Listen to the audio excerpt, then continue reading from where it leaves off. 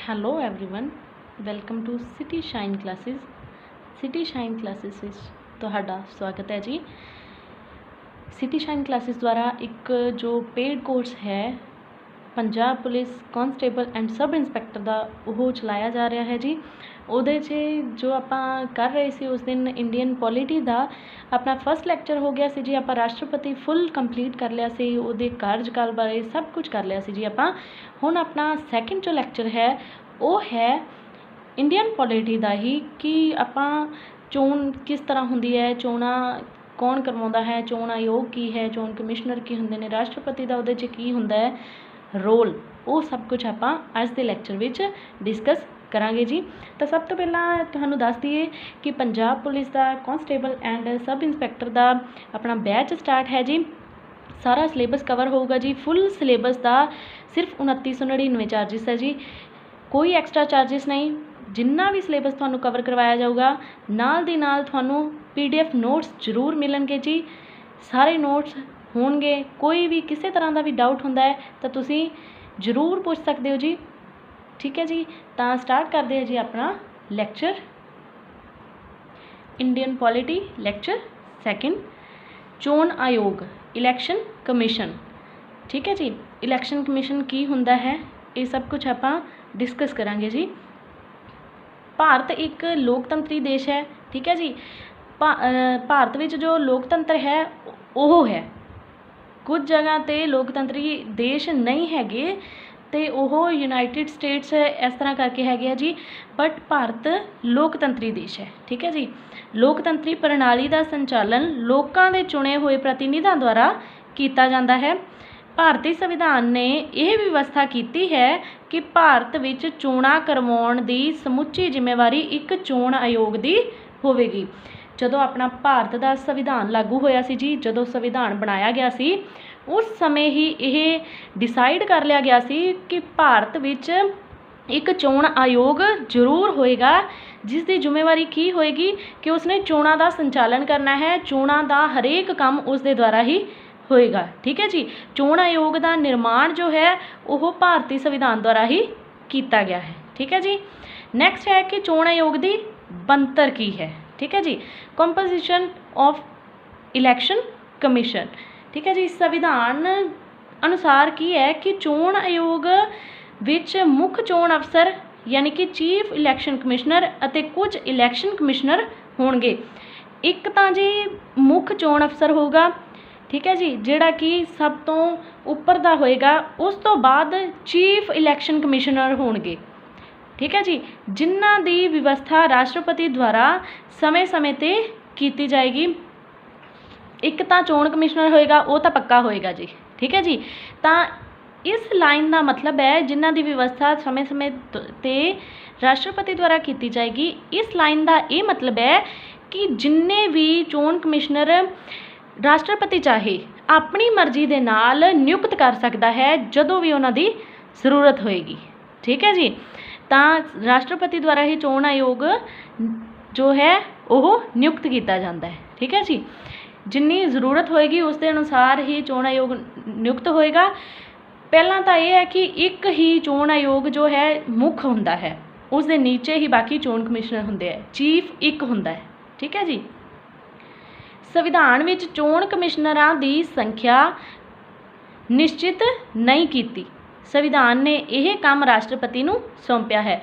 ਉਹੀ ਗੱਲ ਆ ਗਈ ਜੀ ਕਿ ਸੰਵਿਧਾਨ ਵਿੱਚ ਸਿਰਫ ਇੱਕ ਮੁੱਖ ਚੋਣ ਆਯੋਗ ਦੀ ਜੋ ਵਿਵਸਥਾ ਹੈ ਉਹ ਕੀਤੀ ਗਈ ਹੈ ਕਿ ਚੋਣ ਦਾ ਜੋ ਚੋਣ ਕਮਿਸ਼ਨਰ ਹੋਏਗਾ ਉਹ ਇੱਕ ਹੋਏਗਾ, ਮੁੱਖ ਹੋਏਗਾ। ਠੀਕ ਹੈ ਜੀ, ਤਾਂ ਉਸ ਤੋਂ ਬਾਅਦ ਜਿੰਨੇ ਵੀ ਰਾਸ਼ਟਰਪਤੀ ਚਾਹੇ ਉਹ ਆਪਣੀ ਮਰਜ਼ੀ ਦੇ ਨਾਲ ਕਰ ਸਕਦਾ ਹੈ, ਵਧਾ ਵੀ ਸਕਦਾ ਹੈ ਅਤੇ ਘਟਾ ਵੀ ਸਕਦਾ ਹੈ।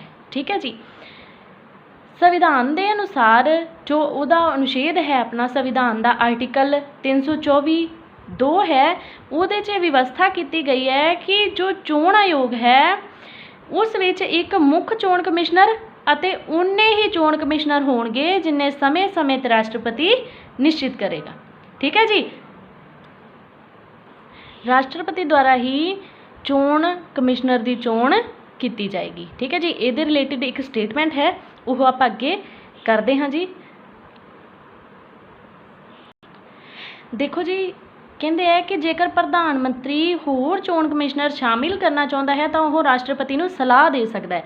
ਇਹਦੇ 'ਚ ਕੀ ਹੈ ਕਿ ਜੇਕਰ ਪ੍ਰਧਾਨ ਮੰਤਰੀ ਨੂੰ ਇਹ ਲੱਗਦਾ ਹੈ ਕਿ ਇੱਕ ਚੋਣ ਕਮਿਸ਼ਨਰ ਮੁੱਖ ਹੈ, ਉਸ ਦੇ ਨੀਚੇ ਜੇਕਰ 2 ਜਾਂ 3 ਚੋਣ ਕਮਿਸ਼ਨਰ ਹੋਰ ਨੇ ਜੋ ਛੋਟੇ ਨੇ, ਉਹਨਾਂ ਦੇ ਨਾਲ ਹੀ ਜੇਕਰ ਹੋਰ ਚੋਣ ਕਮਿਸ਼ਨਰ ਜੋ ਹੈ ਉਹਦੀ ਜ਼ਰੂਰਤ ਹੈ ਤਾਂ ਪ੍ਰਧਾਨ ਮੰਤਰੀ ਸਿਰਫ ਰਾਸ਼ਟਰਪਤੀ ਨੂੰ ਸਲਾਹ ਦੇ ਸਕਦਾ ਹੈ। ਠੀਕ ਹੈ ਜੀ, ਪ੍ਰਧਾਨ ਮੰਤਰੀ ਰਾਸ਼ਟਰਪਤੀ ਨੂੰ ਇਹ ਕਹਿ ਸਕਦਾ ਹੈ ਕਿ ਹੋਰ ਚੋਣ ਕਮਿਸ਼ਨਰ ਦੀ ਜ਼ਰੂਰਤ ਹੈ। ਠੀਕ ਹੈ ਜੀ, ਤਾਂ ਉਸ ਤੋਂ ਬਾਅਦ ਕੀ ਹੋਏਗਾ, ਰਾਸ਼ਟਰਪਤੀ ਹੋਰ ਲੋਕ ਸਭਾ ਅਤੇ ਰਾਜ ਸਭਾ ਦੇ ਮੈਂਬਰਾਂ ਨਾਲ ਡਿਸਕਸ ਕਰੇਗਾ ਕਿ ਹੋਰ ਚੋਣ ਕਮਿਸ਼ਨਰ ਦੀ ਜ਼ਰੂਰਤ ਹੈ, ਜੇਕਰ ਹੈ ਤਾਂ ਹੀ ਉਹ ਹੋਰ ਚੋਣ ਕਮਿਸ਼ਨਰ ਨੂੰ ਨਿਯੁਕਤ ਕਰੇਗਾ। ਠੀਕ ਹੈ ਜੀ, ਨੈਕਸਟ ਹੈ ਚੋਣ ਕਮਿਸ਼ਨਰ ਦੀ ਨਿਯੁਕਤੀ ਕਿ ਅਪੋਇੰਟਮੈਂਟ ਆਫ ਇਲੈਕਸ਼ਨ ਕਮਿਸ਼ਨਰ। ਠੀਕ ਹੈ ਜੀ, ਇਲੈਕਸ਼ਨ ਕਮਿਸ਼ਨਰਸ ਦੀ ਜੋ ਨਿਯੁਕਤੀ ਹੈ ਉਹ ਕਿਸ ਤਰ੍ਹਾਂ ਹੁੰਦੀ ਹੈ। ਠੀਕ ਹੈ ਜੀ, ਮੁੱਖ ਚੋਣ ਕਮਿਸ਼ਨਰ ਦੀ ਨਿਯੁਕਤੀ ਰਾਸ਼ਟਰਪਤੀ ਦੁਆਰਾ ਕੀਤੀ ਜਾਂਦੀ ਹੈ। ਦੂਜੇ ਚੋਣ ਕਮਿਸ਼ਨਰ ਦੀ ਨਿਯੁਕਤੀ ਵੀ ਰਾਸ਼ਟਰਪਤੀ ਹੀ ਕਰਦਾ ਹੈ। ਆਪਾਂ ਸ਼ੁਰੂ 'ਚ ਹੀ ਪੜ੍ਹਿਆ ਸੀ ਜੀ ਕਿ ਜੋ ਚੋਣ ਕਮਿਸ਼ਨਰ ਹੈ ਉਹਦੀ ਨਿਯੁਕਤੀ ਕੌਣ ਕਰਦਾ ਹੈ, ਰਾਸ਼ਟਰਪਤੀ ਕਰਦਾ ਹੈ। ਠੀਕ ਹੈ ਜੀ, ਅਤੇ ਜੇਕਰ ਪ੍ਰਧਾਨ ਮੰਤਰੀ ਚਾਹੇ ਤਾਂ ਉਹ ਆਪਣੀ ਸਲਾਹ ਦੇ ਸਕਦਾ ਹੈ ਇਹਦੇ 'ਚ। ਠੀਕ ਹੈ ਜੀ, ਤਾਂ ਹੁਣ ਰਾਸ਼ਟਰਪਤੀ ਹੈ ਜੋ ਉਹ ਚੋਣ ਕਮਿਸ਼ਨਰ ਦੀ ਨਿਯੁਕਤੀ ਕਰੇਗਾ। ਠੀਕ ਹੈ ਜੀ, ਤਾਂ ਜੋ ਚੋਣ ਕਮਿਸ਼ਨਰ ਹੈ ਉਹਦੀ ਨਿਯੁਕਤੀ ਹੋਣ ਲਈ ਯੋਗਤਾ ਕੀ ਹੈ, ਮਤਲਬ ਕਿ ਉਹ ਕਿਸ ਤਰ੍ਹਾਂ ਦਾ ਵਿਅਕਤੀ ਹੋਣਾ ਚਾਹੀਦਾ ਹੈ, ਉਹ ਬਹੁਤ ਅਹਿਮੀਅਤ ਰੱਖਦਾ ਹੈ ਜੀ। ਤਾਂ ਕਹਿੰਦੇ ਹੈ ਕਿ ਉੱਚ ਅਸੈਨਿਕ ਪਦਵੀ ਵਾਲੇ ਅਧਿਕਾਰੀਆਂ ਨੂੰ ਚੋਣ ਕਮਿਸ਼ਨਰ ਦਾ ਅਹੁਦਾ ਦਿੱਤਾ ਜਾਂਦਾ ਹੈ। ਉੱਚ ਅਸੈਨਿਕ ਪਦਵੀ ਦਾ ਮਤਲਬ ਹੈ ਕਿ ਉਹ ਵਿਅਕਤੀ ਜੋ ਕਿਸੇ ਵੀ ਸੈਨਿਕ ਸੇਵਾ ਵਿੱਚ ਨਾ ਰਿਹਾ ਹੋਵੇ। ਠੀਕ ਹੈ ਜੀ, ਜੋ ਸੈਨਿਕ ਸੇਵਾਵਾਂ ਹੁੰਦੀਆਂ ਨੇ ਉਹਦੇ 'ਚ ਨਾ ਰਿਹਾ ਹੋਵੇ, ਅਸੈਨਿਕ ਪਦਵੀ ਵਾਲਾ ਹੋਏ ਕੋਈ, ਕਿ ਕਿਸੇ ਵੀ ਪਦ 'ਤੇ ਉਹ ਪਹਿਲਾਂ ਰਿਹਾ ਹੋਵੇ, ਕੋਈ ਉਹਦਾ ਕਿਤੇ ਜੋਬ ਕਰਦਾ ਹੋਏ, ਕਿ ਉੱਚਾ ਪਦ ਹੋਏ। ਠੀਕ ਹੈ ਜੀ, ਨੀਵਾਂ ਨਹੀਂ, ਉੱਚਾ ਪਦ ਹੋਏ ਤਾਂ ਹੀ ਉਹ ਇੱਕ ਚੋਣ ਕਮਿਸ਼ਨਰ ਬਣ ਸਕਦਾ ਹੈ। ਠੀਕ ਹੈ ਜੀ, ਹੁਣ ਇੰਪੋਰਟੈਂਟ ਸਟੇਟਮੈਂਟ ਜੋ ਆਪਾਂ ਪਿੱਛੇ ਕਿਹਾ ਸੀ ਕਿ ਆਪਾਂ ਕਰਾਂਗੇ ਅੱਗੇ, ਉਹ ਇਹ ਹੈ ਕਿ the election commission shall consist of the chief election commissioner and such number of other election commissioners if any as the president may from time to time determine। ठीक है जी, आर्टिकल 324 है जो 2 ਉਹਦੇ 'ਚ ਕਿਹਾ ਗਿਆ ਹੈ, 324(2) ਦੇ ਵਿੱਚ ਕਿਹਾ ਗਿਆ ਹੈ। ਇਹ ਸਟੇਟਮੈਂਟ ਸੰਵਿਧਾਨ ਦੇ ਆਰਟੀਕਲ 'ਚ ਦਿੱਤੀ ਗਈ ਹੈ, 324 'ਚ ਦਿੱਤੀ ਗਈ ਹੈ ਕਿ ਜੇਕਰ, ਠੀਕ ਹੈ ਜੀ, ਪਹਿਲਾਂ ਤਾਂ ਇਹ ਹੈ ਕਿ ਮੁੱਖ ਚੋਣ ਕਮਿਸ਼ਨਰ ਇੱਕ ਹੋਏਗਾ। ਠੀਕ ਹੈ ਜੀ, ਉਸ ਤੋਂ ਬਾਅਦ ਜੇਕਰ ਪ੍ਰੈਜ਼ੀਡੈਂਟ ਚਾਹੇ, ਰਾਸ਼ਟਰਪਤੀ ਚਾਹੇ ਤਾਂ ਟਾਈਮ ਟੂ ਟਾਈਮ ਉਹਨਾਂ ਨੂੰ ਵਧਾ ਜਾਂ ਘਟਾ ਸਕਦਾ ਹੈ ਜੀ। ਠੀਕ ਹੈ ਜੀ, ਕਿਹਦੀ ਗਿਣਤੀ, ਚੋਣ ਕਮਿਸ਼ਨਰਾਂ ਦੀ। ਠੀਕ ਹੈ ਜੀ, ਨੈਕਸਟ ਹੈ ਚੋਣ ਕਮਿਸ਼ਨਰਾਂ ਨੂੰ ਪਦਵੀ ਤੋਂ ਕਿਵੇਂ ਹਟਾਇਆ ਜਾ ਸਕਦਾ ਹੈ। ਠੀਕ ਹੈ ਜੀ, ਪਹਿਲਾਂ ਤਾਂ ਇਹ ਗੱਲ ਹੈ ਕਿ ਚੋਣ ਕਮਿਸ਼ਨਰ ਦਾ ਕਾਰਜਕਾਲ ਕਿੰਨਾ ਹੁੰਦਾ ਹੈ। ਠੀਕ ਹੈ ਜੀ, ਚੋਣ ਕਮਿਸ਼ਨਰ ਦਾ ਕਾਰਜਕਾਲ ਹੁੰਦਾ ਹੈ ਜੀ 6 ਸਾਲ। ਉਸ ਤੋਂ ਪਹਿਲਾਂ ਜੇਕਰ ਉਹਨਾਂ ਨੂੰ ਪਦਵੀ ਤੋਂ ਹਟਾਉਣਾ ਹੋਏ ਤਾਂ ਕਿਵੇਂ ਹਟਾਇਆ ਜਾਂਦਾ ਹੈ। ਦੇਖੋ ਜੀ, 6 ਸਾਲ ਤੋਂ ਪਹਿਲਾਂ ਜੇਕਰ ਕਿਸੇ ਚੋਣ ਕਮਿਸ਼ਨਰ ਦੀ ਮੌਤ ਹੋ ਜਾਂਦੀ ਹੈ, ਠੀਕ ਹੈ ਜੀ, ਚੋਣ ਕਮਿਸ਼ਨਰ ਦੀ ਮੌਤ ਹੋ ਜਾਂਦੀ ਹੈ, ਫਿਰ ਤਾਂ ਉਹ ਪਹਿਲਾਂ ਹਟ ਜਾਏਗਾ ਪਦਵੀ ਤੋਂ। ਠੀਕ ਹੈ ਜੀ, ਨਹੀਂ ਤਾਂ ਫਿਰ ਕੀ ਹੋਏਗਾ ਕਿ ਉਹਦਾ ਕਾਰਜਕਾਲ ਕੀ ਹੈ, ਉਹਦਾ ਕਾਰਜਕਾਲ ਜੋ ਹੈ 6 ਸਾਲ ਦਾ ਹੈ, ਜਿੰਨਾ ਕਿ ਸੁਪਰੀਮ ਕੋਰਟ ਦੇ ਜੱਜ ਦਾ ਹੈ। ਸੁਪਰੀਮ ਕੋਰਟ ਦੇ ਜੱਜ ਦਾ ਕਾਰਜਕਾਲ ਵੀ 6 ਸਾਲ ਦਾ ਹੈ, ਅਤੇ ਜੋ ਚੋਣ ਕਮਿਸ਼ਨਰ ਦਾ ਅਹੁਦਾ ਹੈ ਉਹ ਵੀ ਸੁਪਰੀਮ ਕੋਰਟ ਦੇ ਜੱਜ ਦੇ ਅਹੁਦੇ ਦੇ ਬਰਾਬਰ ਹੀ ਹੈ। ਠੀਕ ਹੈ ਜੀ, ਓਨਾ ਹੀ ਹੈ। ਠੀਕ ਹੈ ਜੀ, ਸੰਵਿਧਾਨ ਦੇ ਅਨੁਛੇਦ 324(5) ਅਨੁਸਾਰ ਜੋ ਵਿਧੀ ਸੁਪਰੀਮ ਕੋਰਟ ਦੇ ਜੱਜ ਨੂੰ ਅਹੁਦੇ ਤੋਂ ਹਟਾਉਣ ਲਈ ਹੈ, ਉਸ ਵਿਧੀ ਦੁਆਰਾ ਚੋਣ ਕਮਿਸ਼ਨਰ ਨੂੰ ਵੀ ਅਹੁਦੇ ਤੋਂ ਹਟਾਇਆ ਜਾ ਸਕਦਾ ਹੈ। ਠੀਕ ਹੈ ਜੀ, ਸੁਪਰੀਮ ਕੋਰਟ ਦੇ ਜੱਜ ਨੂੰ ਅਹੁਦੇ ਤੋਂ ਹਟਾਉਣ ਦੀ ਵਿਧੀ ਪਤਾ ਕੀ ਹੈ, ਉਹ ਇਹ ਹੈ ਕਿ ਜਦੋਂ ਉਹਨਾਂ ਨੂੰ ਲੱਗੇ ਕਿ ਇਹ ਵਾਲਾ ਕੰਮ ਨਹੀਂ ਕਰ ਸਕਦੇ ਤਾਂ ਉਹ ਕੀ ਕਰਦੇ ਨੇ ਕਿ ਰਾਸ਼ਟਰਪਤੀ ਜੋ ਹੈ ਉਹੀ ਚੋਣ ਕਮਿਸ਼ਨਰ ਨੂੰ ਅਹੁਦੇ ਤੋਂ ਹਟਾ ਸਕਦਾ ਹੈ। ਇਹ ਵੀ ਮੋਸਟ ਇੰਪੋਰਟੈਂਟ ਹੈ। ਜੇਕਰ ਨਿਯੁਕਤੀ ਰਾਸ਼ਟਰਪਤੀ ਕਰਦਾ ਹੈ ਤਾਂ ਚੋਣ ਕਮਿਸ਼ਨਰ ਨੂੰ ਅਹੁਦੇ ਤੋਂ ਹਟਾਉਂਦਾ ਵੀ ਰਾਸ਼ਟਰਪਤੀ ਹੀ ਹੈ।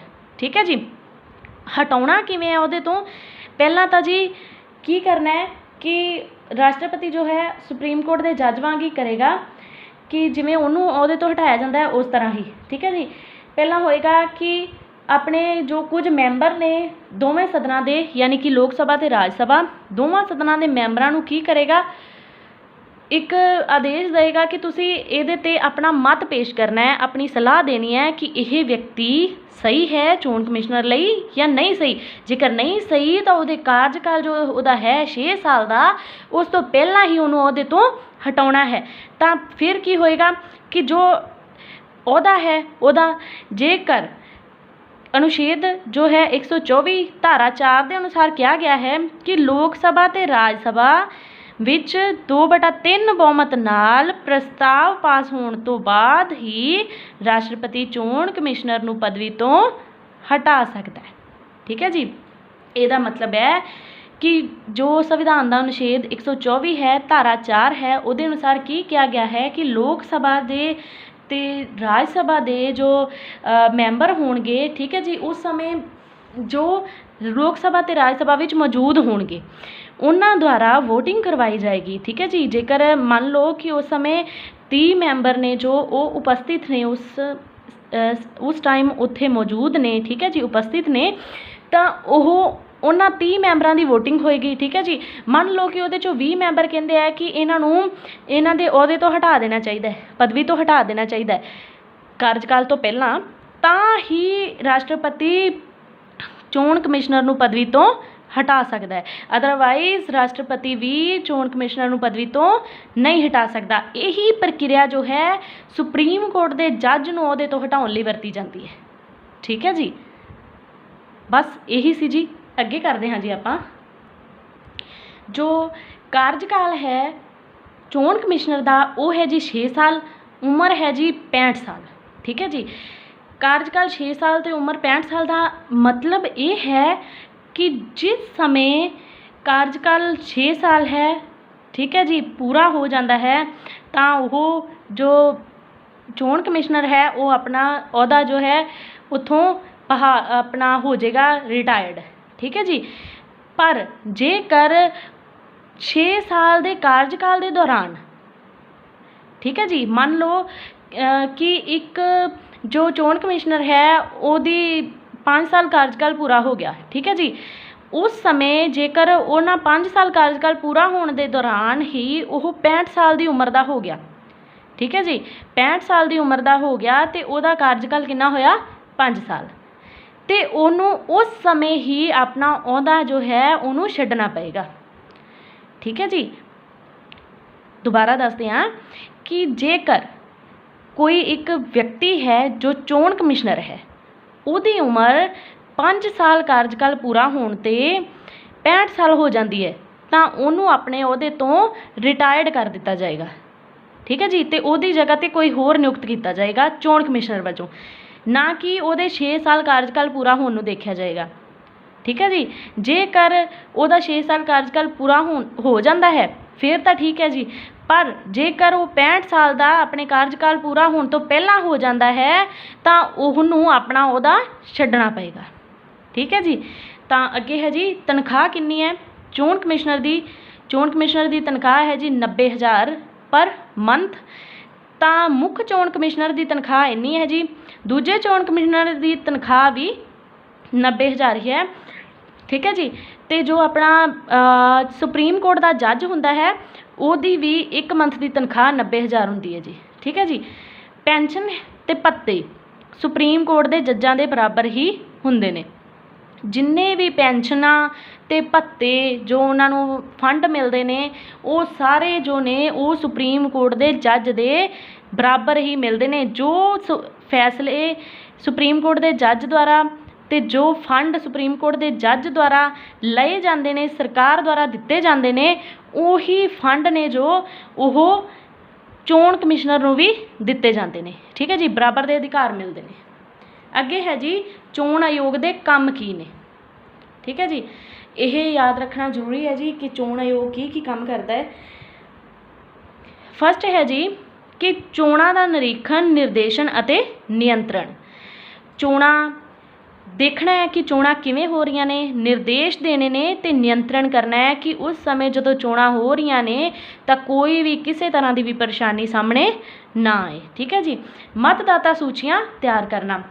मतदाता सूचियां ਹੁੰਦੀਆਂ ਹੈ ਜੀ, ਜਿਵੇਂ ਜਦੋਂ ਵੋਟ ਪੈਂਦੀਆਂ ਨੇ ਤਾਂ ਵੋਟਾਂ ਤੋਂ ਕੁਝ ਦਿਨ ਪਹਿਲਾਂ ਜੋ ਘਰਾਂ ਵਿੱਚ ਜਾ ਕੇ ਇੱਕ ਦਿੱਤੀ ਜਾਂਦੀ ਹੈ, ਇੱਕ ਫੋਟੋਕਾਪੀ ਦੁਆਰਾ ਦਿੱਤਾ ਜਾਂਦਾ ਹੈ ਕਿ ਇਹ ਤੁਹਾਡੀ ਵੋਟ ਹੈ, ਇੰਨੇ ਨੰਬਰ ਬੂਥ 'ਤੇ ਇੰਨੇ ਨੰਬਰ 'ਤੇ ਪਏਗੀ, ਠੀਕ ਹੈ ਜੀ, ਇੰਨਾ ਵਾਰਡ ਨੰਬਰ ਹੈ, ਆ ਸਭ, ਠੀਕ ਹੈ ਜੀ। ਉਹ मतदाता सूचियां भी कौन ਤਿਆਰ ਕਰਵਾਉਂਦਾ ਹੈ? ਚੋਣ ਆਯੋਗ ਕਰਵਾਉਂਦਾ ਹੈ, ਠੀਕ ਹੈ ਜੀ। ਰਾਜਨੀਤਿਕ ਦਲਾਂ ਨੂੰ ਮਾਨਤਾ ਦੇਣਾ, ਜਿਹੜੇ ਰਾਜਨੀਤਿਕ ਦਲ ਨੇ, ਜਿਵੇਂ ਵੱਖ-ਵੱਖ ਪਾਰਟੀਆਂ ਨੇ ਜੀ, ਰਾਜਨੀਤਿਕ ਪਾਰਟੀਆਂ ਜਿਨ੍ਹਾਂ ਨੇ ਚੋਣਾਂ ਲੜਨੀਆਂ ਹੁੰਦੀਆਂ ਨੇ, ਉਹਨਾਂ ਨੂੰ ਜੋ ਮਾਨਤਾ ਹੈ ਉਹ ਵੀ ਕਿਹਦੇ ਦੁਆਰਾ ਦਿੱਤੀ ਜਾਂਦੀ ਹੈ? ਵੀ ਉਹ ਵੀ ਚੋਣ ਆਯੋਗ ਦੁਆਰਾ ਦਿੱਤੀ ਜਾਂਦੀ ਹੈ ਜੀ, ਠੀਕ ਹੈ ਜੀ। ਰਾਜਨੀਤਿਕ ਦਲਾਂ ਦੀ ਰਜਿਸਟ੍ਰੇਸ਼ਨ ਕਰਨੀ, ਜਿੰਨਾ ਟਾਈਮ ਰਾਜਨੀਤਿਕ ਦਲ ਰਜਿਸਟਰਡ ਨਹੀਂ ਹੋਏਗਾ ਚੋਣ ਆਯੋਗ ਕੋਲ, ਉਹਨਾਂ ਟਾਈਮ ਕੋਈ ਵੀ ਰਾਜਨੀਤਿਕ ਦਲ ਚੋਣ ਨਹੀਂ ਲੜ ਸਕਦਾ ਜੀ, ਠੀਕ ਹੈ ਜੀ। ਇਸ ਲਈ ਜੋ ਰਾਜਨੀਤਿਕ ਦਲਾਂ ਦੀ ਰਜਿਸਟ੍ਰੇਸ਼ਨ ਹੈ, ਰਜਿਸਟ੍ਰੇਸ਼ਨ ਦਾ ਕੰਮ ਹੈ, ਉਹ ਵੀ ਚੋਣ ਆਯੋਗ ਦੁਆਰਾ ਕੀਤਾ ਜਾਂਦਾ ਹੈ ਜੀ। ਨੈਕਸਟ ਹੈ ਜੀ ਚੋਣਾਂ ਨੂੰ ਪਿੱਛੇ ਪਾਉਣਾ। ਇਹਦਾ ਮਤਲਬ ਹੈ ਕਿ ਜਦੋਂ ਵੀ ਚੋਣਾਂ ਹੋਣ ਵਾਲੀਆਂ ਨੇ, ਮੰਨ ਲਓ ਕਿ ਅੱਜ ਤੋਂ ਕੁਝ ਦਿਨ ਬਾਅਦ ਚੋਣਾਂ ਨੇ, ਤਾਂ ਕਿਸੇ ਵੀ ਜੋ ਚੋਣ ਲੜ ਰਿਹਾ ਹੈ ਉਹਦੇ ਚੋਂ ਜੋ ਵਿਅਕਤੀ ਚੋਣ ਲੜ ਰਿਹਾ ਹੈ, ਜੇਕਰ ਉਹਦੀ ਮੌਤ ਹੋ ਜਾਂਦੀ ਹੈ, ਠੀਕ ਹੈ ਜੀ, ਜੇਕਰ ਉਹਦੀ ਮੌਤ ਹੋ ਜਾਂਦੀ ਹੈ ਤਾਂ ਕੁਝ ਦਿਨਾਂ ਤੱਕ ਚੋਣ ਆਯੋਗ ਜੋ ਹੈ ਉਹ ਚੋਣਾਂ ਨੂੰ ਪਿੱਛੇ ਕਰ ਸਕਦਾ ਹੈ, ਠੀਕ ਹੈ ਜੀ। ਇਹ ਅਧਿਕਾਰ ਸਿਰਫ ਚੋਣ ਆਯੋਗ ਨੂੰ ਦਿੱਤਾ ਗਿਆ ਹੈ, ਕਿਸੇ ਹੋਰ ਪਰਸਨ ਨੂੰ ਨਹੀਂ ਦਿੱਤਾ ਗਿਆ, ਠੀਕ ਹੈ ਜੀ। ਹੁਣ ਅੱਗੇ ਕਰਦੇ ਹਾਂ ਜੀ।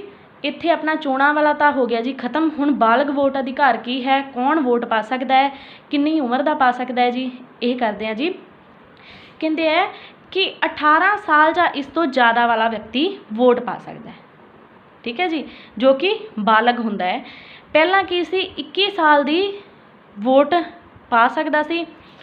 ਕੀ ਸੀ, ਜਦੋਂ ਆਪਣਾ ਸੰਵਿਧਾਨ ਲਾਗੂ ਹੋਇਆ ਸੀ ਨਾ, ਉਸ ਸਮੇਂ ਜੋ 21 ਸਾਲ ਦਾ ਵਿਅਕਤੀ ਸੀ, ਚਾਹੇ ਉਹ ਆਦਮੀ ਸੀ ਚਾਹੇ ਉਹ ਔਰਤ ਸੀ, ਉਹ ਵੋਟ ਪਾ ਸਕਦੀ ਸੀ ਕਿ ਉਹ ਬਾਲਗ ਹੋ ਗਈ, ਠੀਕ ਹੈ ਜੀ।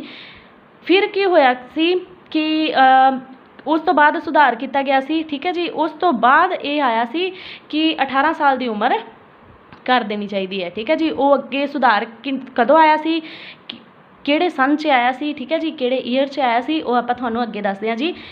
ਕਹਿੰਦੇ ਆ ਕਿ 10 ਜੁਲਾਈ 2013 ਨੂੰ ਸਰਵਉੱਚ ਅਦਾਲਤ ਨੇ ਨੈਗੇਟਿਵ ਵੋਟਿੰਗ ਦਾ ਅਧਿਕਾਰ ਦਿੱਤਾ।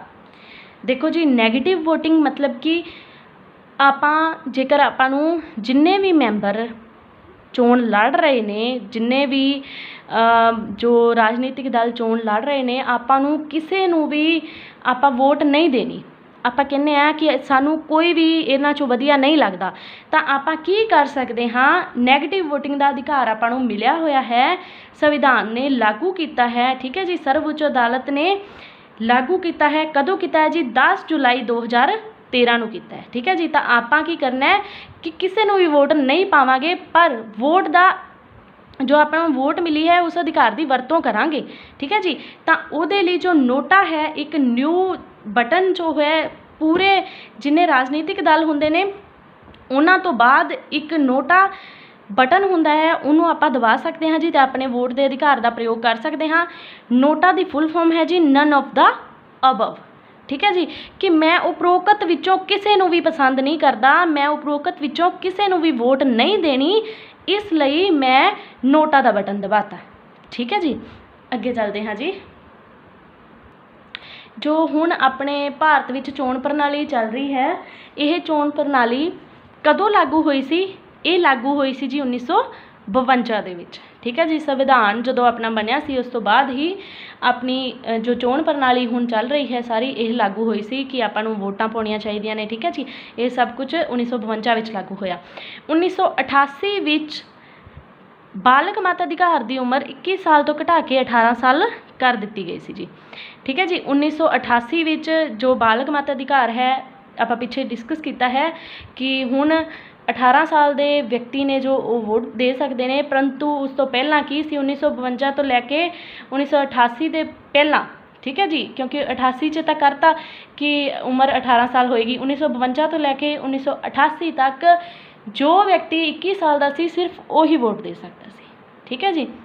ਉਸ ਤੋਂ ਬਾਅਦ ਇਹ ਸੁਧਾਰ ਹੋਇਆ ਕਿ ਜੋ ਵਿਅਕਤੀ ਹੈ 18 ਸਾਲ ਦਾ, ਉਹ ਵੀ ਵੋਟ ਦੇ ਸਕਦਾ ਹੈ ਜੀ, ठीक है जी, दसंबर 1988 च, ठीक है जी, महीना दसंबर सी उदों 1988 का दसंबर महीना। अगे है जी, हुण तक लोक सभा दियां किन्नियां चोणां हो सकियां ने।